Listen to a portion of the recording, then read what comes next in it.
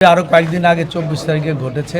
আমি অ্যাকচুয়ালি অসুস্থ থাকায় আসতে আমার দেরি হয়েছে, কিন্তু আমার এই যে নিপা আমাদের মহিলা দলের নেত্রী এবং আমার এখানে স্থানীয় নেতৃবৃন্দরা তাদের সাথে যা যোগাযোগ রাখতেছে, এটা মানুষ নামের কিছু পশু আছে সমাজে, এরকম নির্মমভাবে এরকম একটা নিষ্পাপ সন্তানকে এইভাবে তার ঘটনা ঘটিয়েছে এবং প্রশাসনের লোকের যে নেগলিজেন্সি আমরা শুনলাম, এটা অত্যন্ত দুঃখজনক।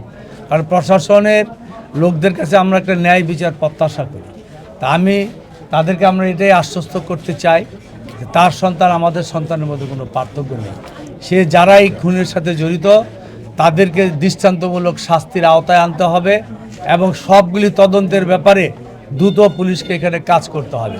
সেই ব্যাপারে আমরা সরকারের উচ্চ লেভেলে আমরা অভিহিত করব এবং আমার স্থানীয় নেতৃবৃন্দদের বলবো তারা যাতে এখানে নিরাপদে নির্বিঘ্নে থাকতে পারে সেই ব্যাপারে তাদের সকলের যাতে তাদের প্রতি আমরা খেয়াল রাখি, তাদের নিরাপত্তাটা বিধান করি। একটা তার সন্তান আছে, সেই মাদ্রাসায় পড়ে, সেটাও যাতে অব্যাহত থাকে।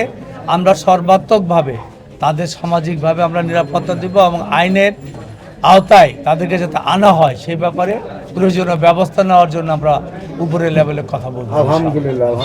বিশ্বাস করি এই পশুদের এবং দৃষ্টান্তমূলক শাস্তি হলেই সমাজ থেকে এই খারাপ লোকদের আমরা বিতাড়িত করতে পারবো। আমার পক্ষ থেকে সর্বাত্মক সহযোগিতা থাকবে, আমার দল এবং সরকারের পক্ষ থেকে থাকবে। আমাকে অলরেডি দলের উপর থেকে আমাদের প্রধানমন্ত্রীর অফিস থেকে জানানো হয়েছে এবং সে কারণে আমি অসুস্থ থাকার পরও আজকে এসেছি এবং ইনশাল্লাহ এটা আমরা ওইখানে অবহিত করব। বর্তমান পরিস্থিতি সিসিটিভি যে ফুটেজটা এখান থেকে উদ্ধার হয়েছে সেইটা এবং এইটা একটা ঘটনার জায়গা, এটাকেও তারা আসলে রাখা উচিত ছিল একটা রিজার্ভ করে। এগুলি যাতে পুলিশের বা প্রশাসনের লোকটা করে এই ব্যাপারে আমরা কথা বলবো ইনশাআল্লাহ।